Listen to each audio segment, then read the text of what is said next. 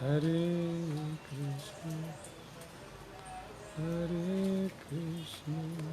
Ahí está. Listo. Muy bien, Hare Krishna.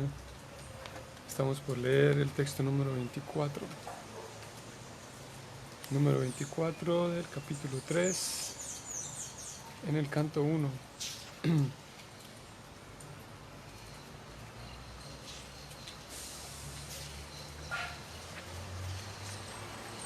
Vamos a checar algo en este capítulo 3.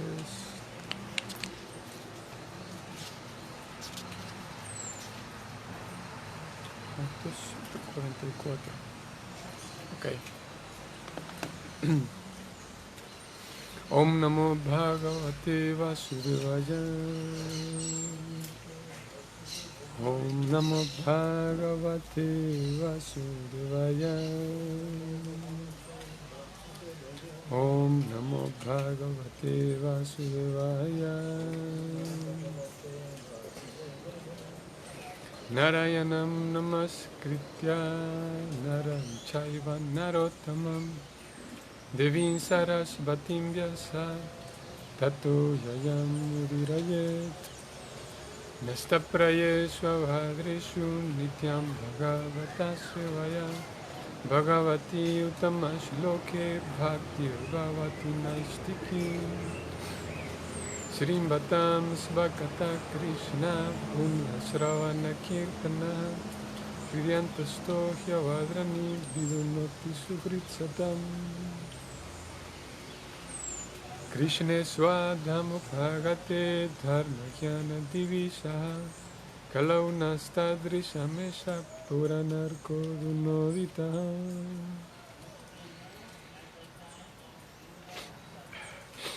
Ok, entonces el texto 24. Tata Kalau Sampravrite Samohaya Suradvisham Buddho Nanagyana Sutta Kikateshu Bhavishyati. Traducción del verso y significado, ambos dados por Srila Prabhupada. Un significado extenso. Significado y traducción. Luego, al comienzo de Kali Yuga, el Señor aparecerá como el Señor Buda, el hijo de Anjana, en la provincia de Gaya, solo con el propósito de engañar a aquellos que están envidiosos del teísta fiel.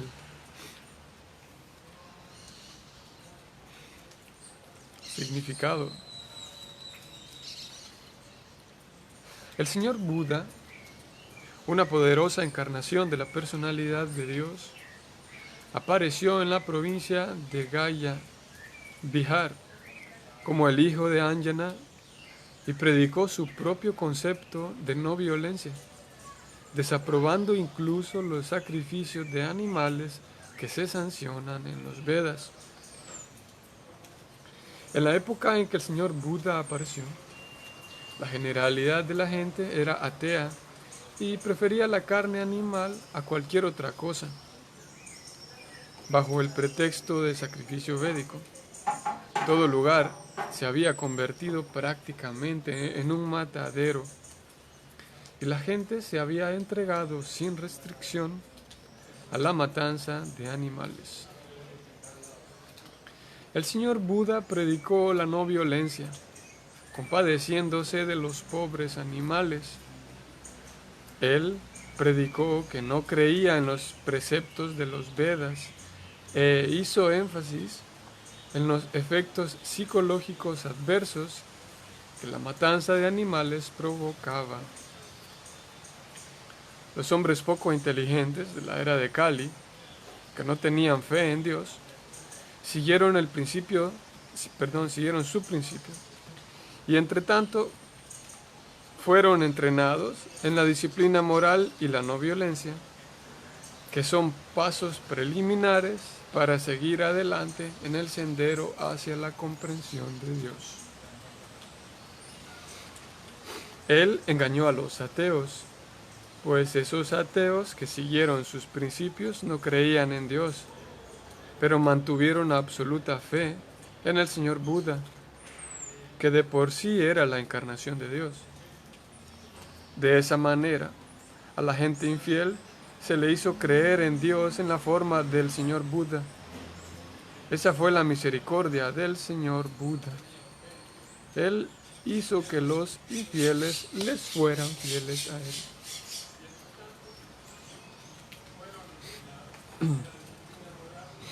Antes del advenimiento del Señor Buda, la matanza de animales era la característica más resaltante de la sociedad.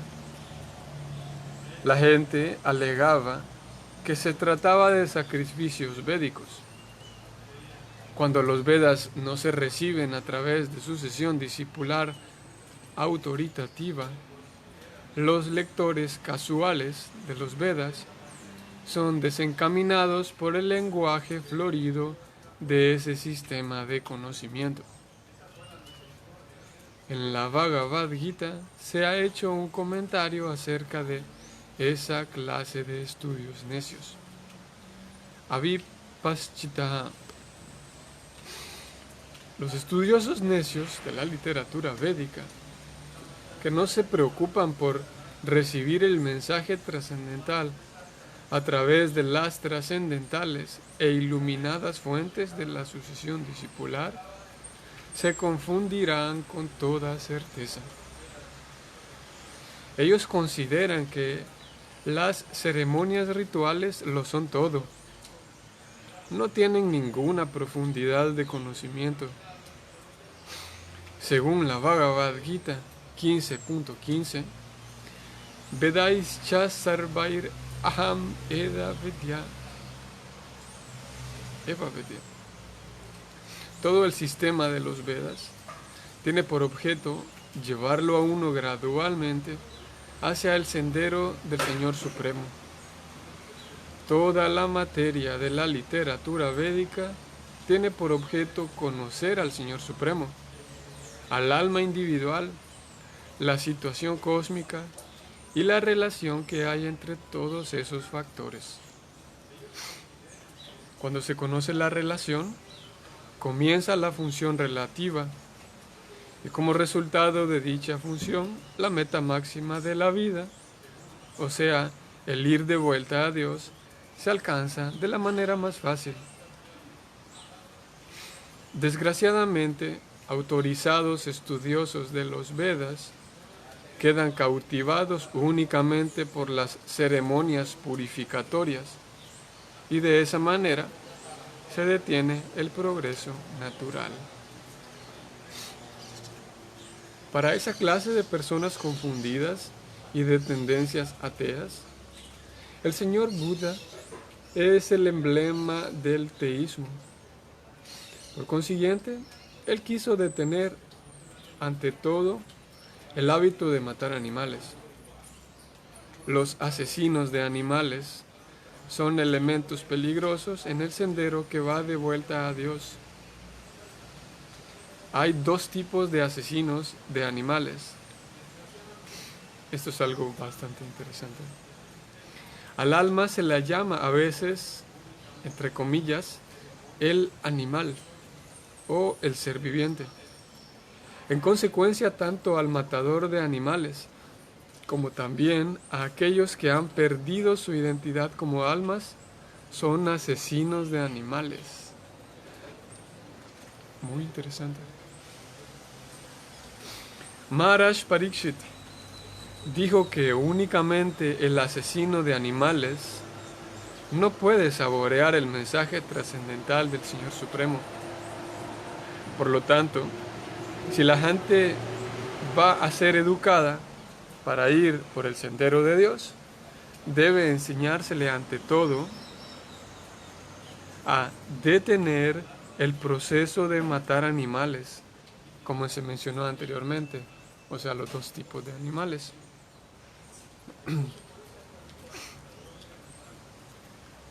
Es absurdo decir que la matanza de animales no tiene nada que ver con la comprensión espiritual. En virtud de esa peligrosa teoría, y por la gracia de Kali Yuga, han surgido muchos supuestos sannyasis que predican a favor de la matanza de animales, disfrazándola de los Vedas.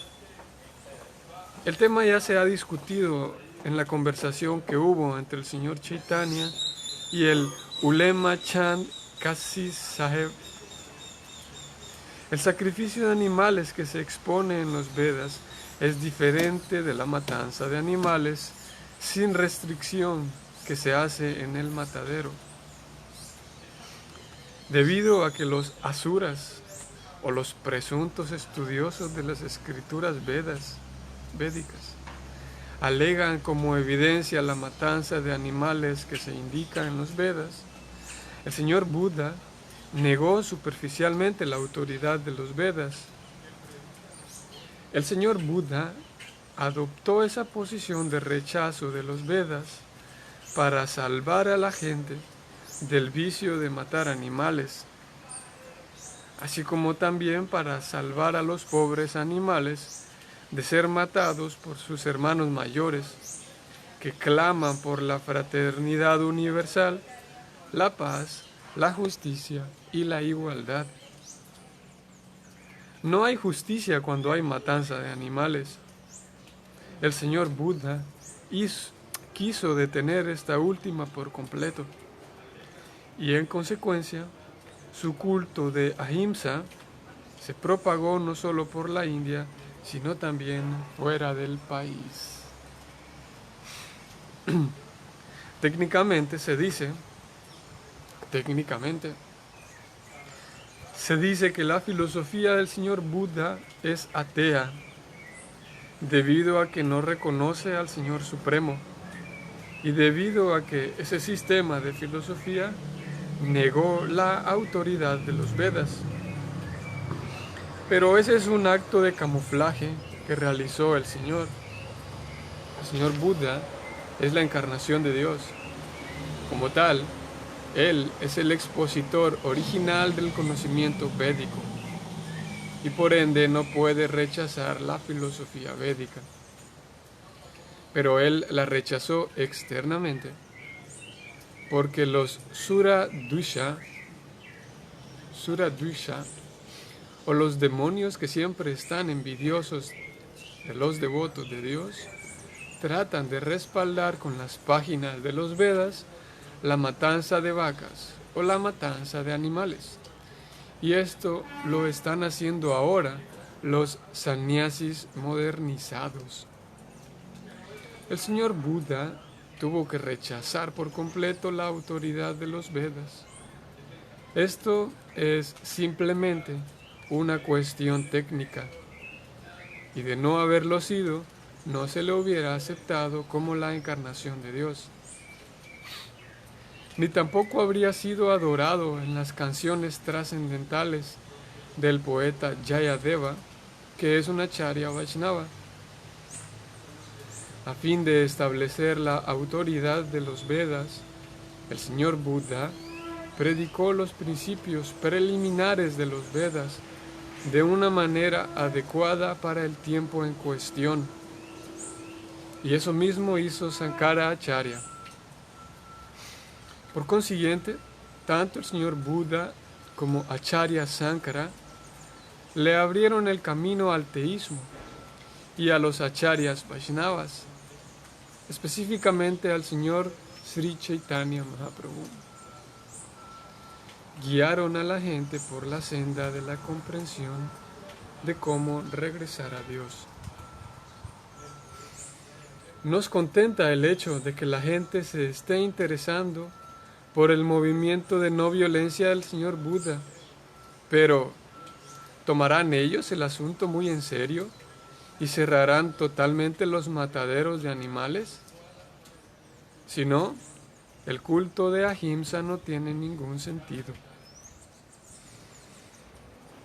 El Srimad Bhagavatam se compuso justo antes del comienzo de la era de Kali. hace unos 5.000 años y el señor Buda apareció hace unos 2.600 años. Por lo tanto, el Srimad Bhagavatam predice la aparición del señor Buda.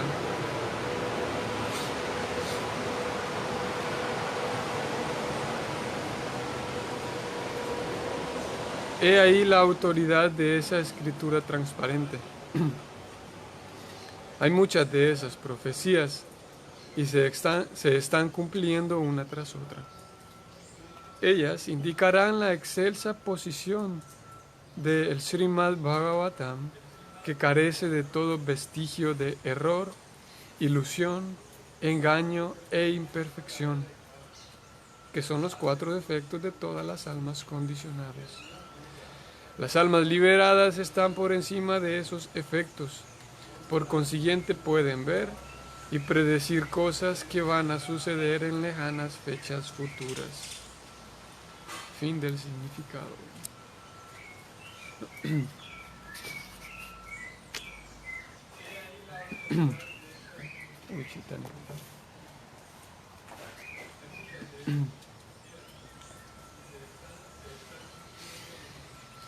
Om Agyana Timirandasya Jnanjana Shalakaya Chakshurun Militan Yana Tasmai Shri Gurave Namah Shri Chaitanya Manovistam Stapitam Yena Bhutale Swayam Rupa Kadamahyam Tati Swapadantikam. He Krishna Karuna Sindhu Dinabando Jagat Pate Gopisha Gopika Kanta Radha Kanta Namostute Tapta Kanchana Gaurangi Radhe Vrindavanesvari Vrishavanusute Devi Pranamami Hari Priye Manchakalpatarubhyascha Kripa Sindhubhya Evacha Patitanam Pavanubhyo Vaishnavebhyo Namo Namaha Namo Vishnu Padaya Krishna Prestaya Bhutale Srimate Bhaktivedanta Swami Niti Namine Namaste Sarasvati Devi Gauravani Pracharine Nirvishesha Sunyavali Paschatya Deshatarine Jaya Shri Krishna Chaitanya Prabhu Nityananda Shri Advaita Gadadara Shri Vasadi Gaura Bhakta Vrinda Hare Krishna, Krishna Krishna, Hare Hare, Hare Rama, Rama Rama, Hare Hare.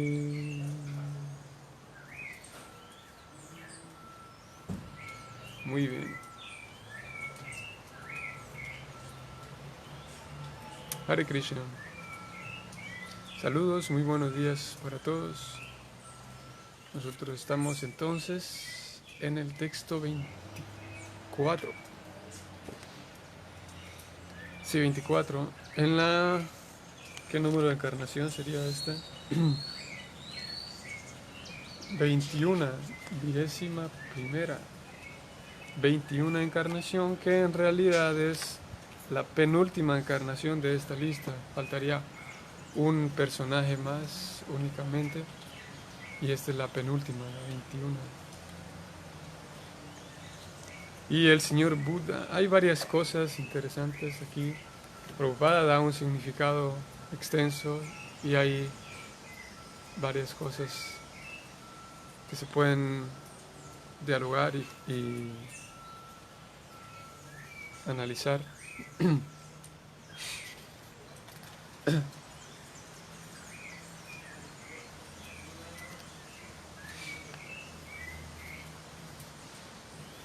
Ayer hablamos del señor Krishna, Krishna y Balaram, ¿no? Y había una pregunta que estaba ahí suelta y que algunas personas hacen con frecuencia, y es que se pregunta si, por ejemplo, si Krishna apareció, vamos a ver, mm, al, casi al final más o menos de Dwapara Yuga. Krishna apareció casi al final de Dwapara Yuga. ¿Cómo es posible entonces que las personas antes de que Krishna aparezca ya adoraban a Krishna, ¿no? Ya había devotos de Krishna antes de que Krishna apareciera? ¿Cómo es eso? ¿Cómo es posible que había una concepción de Krishna antes de que él aparezca?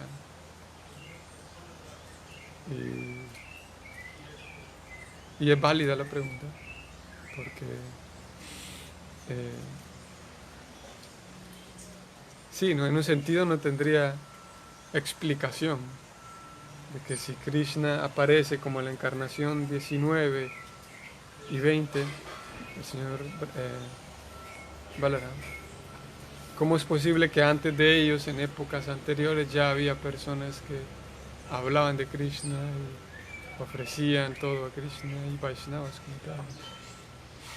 Y es que se describe que no solamente la concepción védica o védica en este caso tiene una percepción del tiempo que es distinta, ¿no? Una percepción del tiempo que no es lineal, sino que es cíclica, que no es que va en una línea de tiempo lineal, no es que va en una línea, bueno, sería para acá, en una línea impredecible el futuro, en el sentido de que todos los acontecimientos futuros serán impredecibles porque es lineal y es desconocido lo que viene en esa línea, sino más bien es cíclico, de que va avanzando, pero de alguna manera, por ser cíclico, se conoce lo que viene. Es como nosotros que vivimos en un sentido un tiempo lineal, o bueno, sí, hoy en día se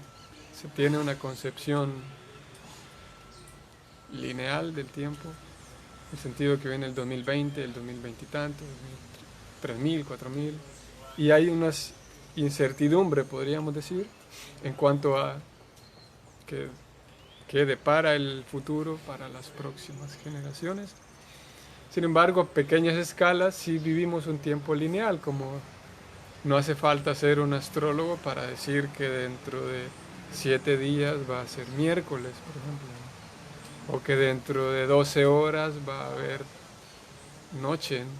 Porque eso es cíclico, ¿no? Inevitablemente hay un, un patrón cíclico en el tiempo, a pesar de que a mayor escala se sigue el patrón, sería un sistema cartesiano de medir el tiempo hacia adelante con incertidumbre porque es lineal. Sin embargo, la concepción védica nos dice que así como los días y los meses son cíclicos, también hay ciclos que son más grandes, que son universales, pero en fin de cuentas son ciclos, ¿no? Y lo que ellos llaman los yugas, ¿no? Que son periodos de tiempo, periodos más largos, pero en fin de cuentas también son cíclicos, ¿no? Entonces, así como podríamos decir que dentro de 7 días será miércoles también, podríamos sentarnos y sacar los cálculos y decir que dentro de tantos miles, o más bien serían millones, hay una cierta cantidad que podemos medirla. Podríamos concluir que dentro de tantos millones de años ocurrirá otro Kali Yuga, y que dentro de ese Kali Yuga ocurrirá otra aparición de Krishna llamada Gaura Narayan, que es, en este caso apareció Chaitanya Mahaprabhu, pero en todos los Kali Yugas aparece esta encarnación de Krishna. Así que cuando aparece esta descripción, esta lista de encarnaciones, esa lista de encarnaciones corresponde a un, ¿cómo se llama? Siempre me olvido de este nombre. las 4 eras juntas. ¿Un kalpa sería? Kalpa, ¿no? Cuando aparece esta descripción de las encarnaciones, es la descripción correspondiente a un kalpa, o sea, las 4 eras, Satya, Tetra, Dwapara, Satya, Treta, Dwapara y Kali, estas 4 eras juntas. Ellas 4 constituyen un kalpa. Y esta descripción, esta lista que se está dando es correspondiente a un kalpa en particular, pero miles de kalpas anteriores ha ocurrido esa misma lista. Por esas razones que en un momento no ha aparecido, en este kalpa al menos, no ha aparecido Krishna porque viene hasta la aparición número 19, pero en miles de kalpas anteriores ya ha aparecido una y otra vez toda esta lista, por lo tanto es conocida por los estudiosos de los Vedas, ¿no? los estudiosos, los sabios y todas las personas, sí, que se dedican al estudio de los Vedas, a pesar de que en este kalpa en particular no haya aparecido Krishna. Así que sería una de las explicaciones por qué razón antes de que Krishna aparezca hay personas ya que lo conocen y saben de quién se trata Krishna, y a pesar de que él aparezca como la encarnación 19, aún así es el Señor Supremo, ¿no? Y en el caso de hoy del Señor Buda, es curioso porque hoy en día el budismo, bueno, es sabido por casi todos que Buda no es una encarnación de Dios. Aquí Prabhupada está diciendo lo contrario, de que de hecho sí es una encarnación del Señor Supremo, ¿no? Pero en el budismo como tal no se le toma a Buda como Dios. No es que uno encuentre a una deidad de Buda y todos lo adoran como si fuera Dios, porque ellos comprenden que no es Dios, ¿no? Porque el budismo no predica servir a Dios, ni no predica de amar a Dios, ni no predica una ciencia teísta. En realidad es algo curioso con el budismo, porque en muchas ocasiones entra en la categoría como de religiones, ¿no? o es visto como una religión el budismo, ¿no? Porque sigue ciertos principios interesantes como la no violencia o la meditación o la limpieza mental, la recitación de mantras, pero en un sentido estricto, como Prabhupada lo dijo aquí, técnicamente hablando, curiosamente es una filosofía atea. Es curioso porque técnicamente, si hablamos de tecnicismos, una persona atea sería una persona que... ¿Quién sería una persona atea? Una persona que no cree en Dios, ¿no? Así como está la teología, alguien puede estudiar teología. Y la teología sería el estudio del teísmo, ¿no? El estudio académico de Dios, ¿no? O de las religiones, como sí, el teos, o está relacionado con Dios, ¿no? Y una persona, un teólogo sería una persona académica que sabe mucho de las religiones, ¿no? Y un ateo sería alguien que no está interesado ni en Dios ni en las religiones, ¿no? O en la religión. Entonces, curiosamente y técnicamente, el budismo es un tipo de ateísmo, ¿no? Porque no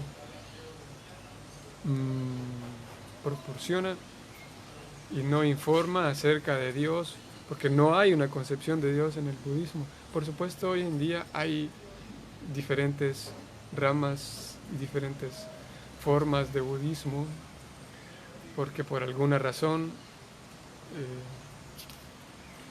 como pasa con algunas sociedades, que cada rama va adquiriendo nuevas formas y cada rama se vuelve, si no hay una guía de las escrituras, se vuelve como una, no solo en el budismo, pero puede ocurrir en todos lados, como el yoga también, yoga para la risa, decíamos la vez pasada, yoga, tal tipo de yoga nuevo, este tipo de yoga nuevo, yoga para...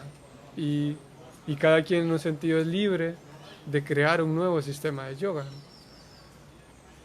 porque no hay, eso pasa cuando no hay una, como Prabhupada lo decía en el significado, cuando alguien no está en sí interesado en atenerse a una línea de sucesión discipular. No hay una guía a través de las autoridades fidedignas. Entonces yo me invento cualquier tipo de yoga. Como tú eres libre para creer lo que quieras, entonces pues adelante, ¿no? Dentro de nuestra familia de conciencia de Krishna, no familia, sino más bien dentro de nuestra, que sí es una familia si uno lo busca, pero dentro de nuestra, ¿cómo sería una mejor palabra? Sí, nuestra escuela, podríamos decir, o nuestro sistema, nuestra sampradaya, mejor dicho.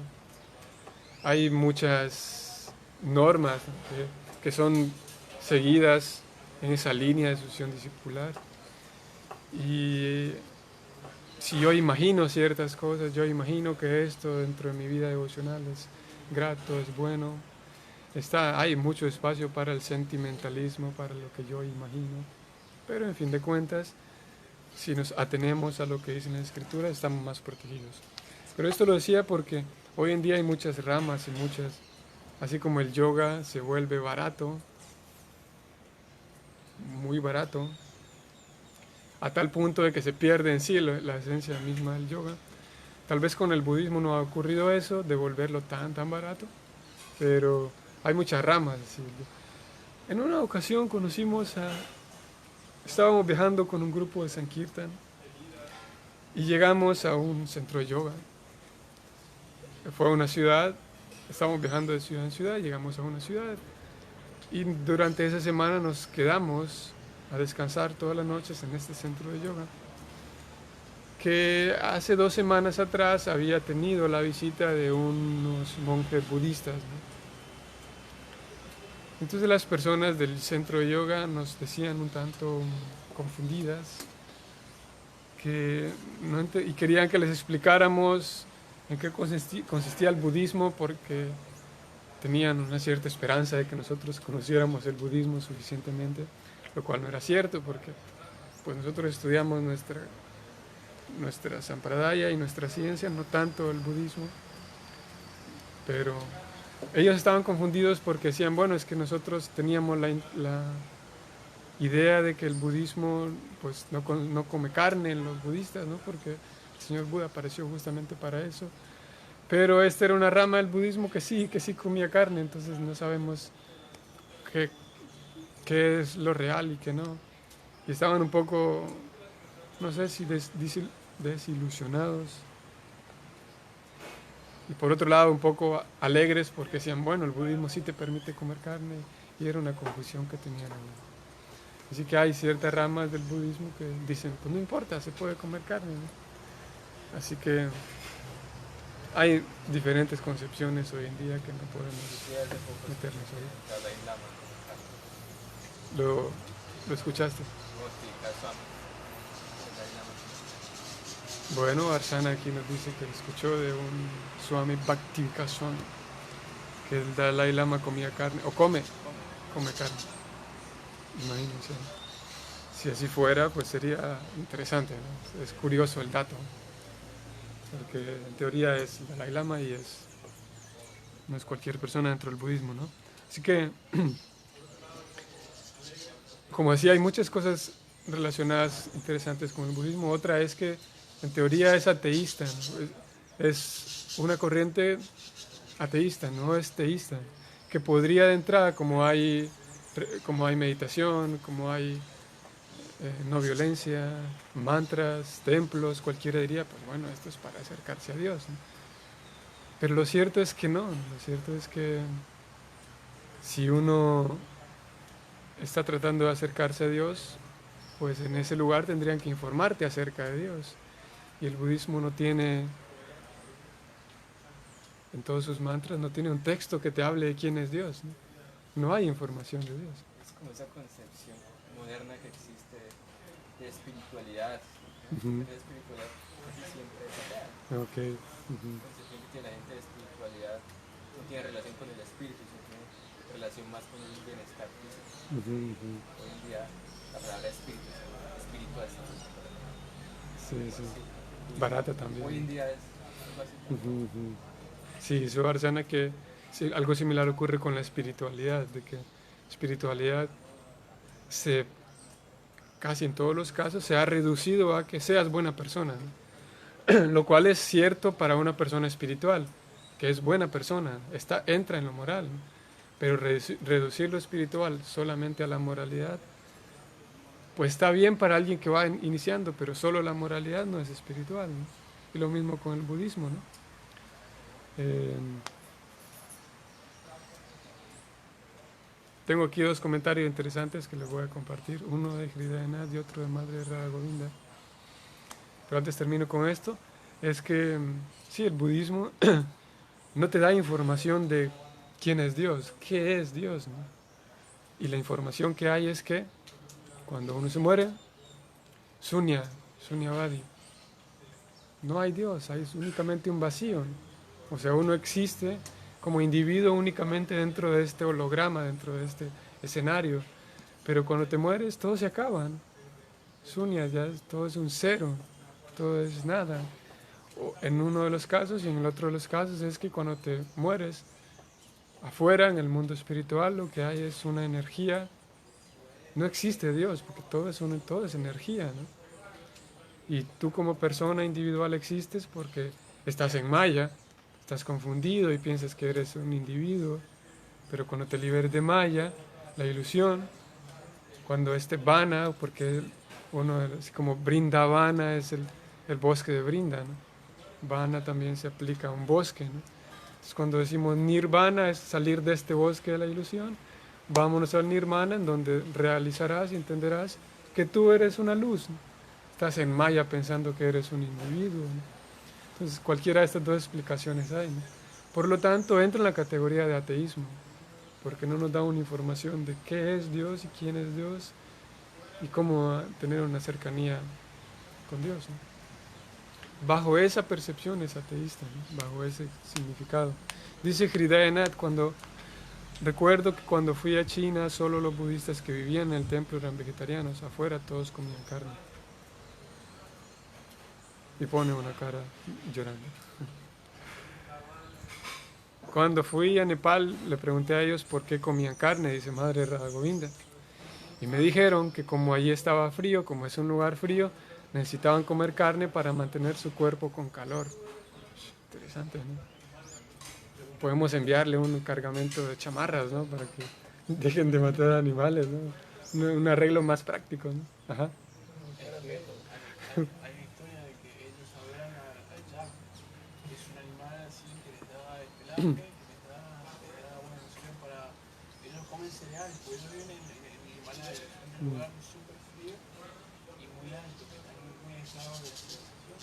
Entonces ellos comen cereales todo el año, tienen una sola cosecha de cereales. Y lo demás del año comen lo que es la leche de yak, que lo hacen mantequilla. Entonces ellos toman alrededor de entre 20 y en invierno 40 tazas de té con ghee y una porción de cereales al día. Granos con cereales. Y todo lo que comen por todo el día. Mm, Pero cuando el yak muere, de viejito, se lo comen. mm, Y usan los huesos para hacer las llamas. mm. Pero es algo como un rito sagrado. Un poco oscuro, ¿no? Hacer yapas con los huesos. Sí, en la ignorancia. Hay una modalidad de ignorancia, Sí. Entonces sí, pero como que le dan ¿Cómo mucho qué? mucho valor. Sí, sí. Eh, sí, ¿no? Y ese tipo de rituales yo podría decir, bueno, como ayer escuché una clase con Mahatma Prabhu, bueno, para traer aquí el punto a esto de que dice Maxi que ellos tienen un animal, bueno, no sé si, como digo, habrá muchas ramas, pero que tiene un animal que se alimentan de él y al final cuando muere lo matan, al final cuando muere lo despedazan, no lo matan porque ya murió, pero lo despedazan para comérselo. Y sus huesos hacen yapas, ¿no? una práctica un poco oscura, nos decíamos. Entonces ayer Mahatma Prabhu decía algo interesante con relación a el discípulo que sigue las instrucciones en la ignorancia. Entonces el maestro le dice, tú discípulo tienes que comer alimentos puros, ¿no? Entonces el discípulo va y dice, bueno, mi maestro me dijo que alimentos puros. ¿Qué es lo más puro que hay en este lugar? Ah, la vaca es tan sagrada, es tan pura, que voy a comerme una vaca, ¿no? Porque mi gurú me dijo que es algo puro, ¿no? Lo que voy a comer. Entonces después regresa con el maestro y le cuenta cómo se estuvo alimentando. Y le dice, ¿qué discípulo más tonto, ¿no? ¿Cómo es que una vaca? Eso no está bien. Entonces el discípulo dice, bueno, es cierto, yo creo que me equivoqué. Mi maestro es tan experto en darme explicaciones. Yo creo que él es lo más puro que existe. Y voy sobre el maestro también a querérmelo comer. Porque no necesariamente nuestro razonamiento neófito, nuestro razonamiento contaminado por las modalidades, puede llevarnos a conclusiones que aparentemente son válidas, ¿no? Así como matar, bueno, comer un animal y hacer yapitas con sus huesos, pero que no es lo más inteligente. Un yukta vairagya, sí, como ya tengo los huesos, pues hacer. Entonces sí hay varias cosas interesantes. No quisiera que se acabe el tiempo sin mencionar que eso es un arreglo del Señor Krishna, porque el Señor Krishna aparece como el Señor Buda para desencaminar todas estas matanzas de animales autorizadas, entre comillas, ¿no? Y él rechaza la autoridad de los Vedas con un propósito en particular, ¿no? Y es así que el budismo como tal no es teología, no es un camino que te lleva a Dios, porque al final de la vida no te lleva de regreso a Dios. Sin embargo, sí es un camino, como Prabhupada lo dijo, para abrirle paso a la ciencia espiritual como tal. Porque el concepto de no violencia se distribuyó por todos lados y muy fuera de la India, de tal manera que muchas personas aprecian ese concepto de no violencia y que, como Prabhupada decía aquí, y lo ponía en letras cursivas. ¿Dónde está esto? Prabhupada decía que es absurdo, estoy parafraseándolo. Ay, sí, absurdo. Es absurdo decir que la matanza de animales no tiene nada que ver con la comprensión espiritual. Es absurdo. Y el señor Buda aparece para hablar de eso absurdo que es seguir matando animales y tratar de comprender la vida espiritual. Y Prabhupada dice, esperamos que la gente comprenda bien este punto y cierren los mataderos, porque hoy en día lamentablemente eso ocurre, ¿no? De alguien que dice, bueno, pero Jesucristo comía carne, comía peces, ¿no? Sí, pero el hombre no mantenía mataderos que día y noche mataban animales y cultivaban animales, producían animales en cantidades industriales para matarlos, ¿no? Y el acharya, Jesucristo, no hacía eso, ¿no? Y en nombre de seguir al acharya, que bueno, como él comía pescaditos y peces, entonces yo voy a comer los 3 tiempos de mi comida, los voy a comer con carne. Y en nombre de seguir al acharya, me escudo en una acharya, diciendo que bueno, él comía carne, ¿no? Pero eso pasa si uno no está siguiendo las escrituras, si uno no está siguiendo adecuadamente el proceso. Y nos puede ocurrir a nosotros. No quiero ir al otro punto, al otro extremo, de ponerme a hablar del budismo, de poderme hablar de alguien, un cristiano que puede comer carne refugiándose en Jesucristo. Y no quiero quedarme del otro lado defendiendo a todos los devotos de Krishna, porque nosotros también podemos incurrir y podemos caer en malinterpretar a nuestros acharyas y en nombre de seguir a los acharyas, escudarnos allí y seguir prácticas un poco caprichosas, ¿no? Ese extremo también está, de escudarnos. ¿Y cuál sería un extremo? Ese extremo al que estoy refiriéndome, el extremo de criticar y hablar mal de cualquier otro sistema religioso, cualquier otro sistema, como en este caso estoy hablando del budismo o de alguna tendencia cristiana. El otro extremo sería eso, pensar que yo, como soy un Hare Krishna, estoy autorizado para hablar mal y criticar a cualquier otro proceso espiritual, porque yo leo el Bhagavatam y yo canto el mantra Hare Krishna y un nombre de Krishna equivale a 3 nombres de Vishnu y 3 nombres de Vishnu equivalen a 1000 de Rama.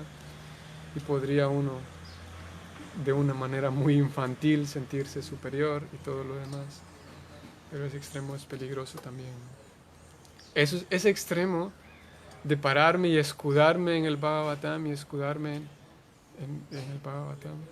Y desde aquí lanzar flechas y criticar al budismo o a los budistas, criticar a los ateos incluso, criticar a los cristianos, criticar a los académicos. Si yo me paro desde aquí y de corazón malsano, dejo crecer en mi corazón esa superioridad, entonces estaré incurriendo en una categoría igual, en el mismo error que aquellos que bajo el nombre de servir y seguir a Jesucristo mantienen cantidad de mataderos, ¿no? Así que estoy tratando de poner un intermedio, ¿no? Si bien es cierto, la historia del señor Buda, según nos muestra el Bhagavatam, es que él aparece para desautorizar los Vedas porque la gente estaba matando animales a lo loco y irrestrictamente. Sin embargo, el señor Buda es una encarnación del Señor Supremo. Y con todo respeto, nosotros, como lo marca la norma, como lo marca la ética, mantenemos un estudio objetivo de estos textos, cuidándonos de que no crezca en nosotros ese orgullo, esa superioridad insana. Por aquí había un comentario de Ananda Kirtan, aquí está. La infulgencia o la energía personal de Krishna o Vishnu, el budista que logra la autorrealización se funde en ella, pero como no es el estado natural de la jiva, cae de nuevo.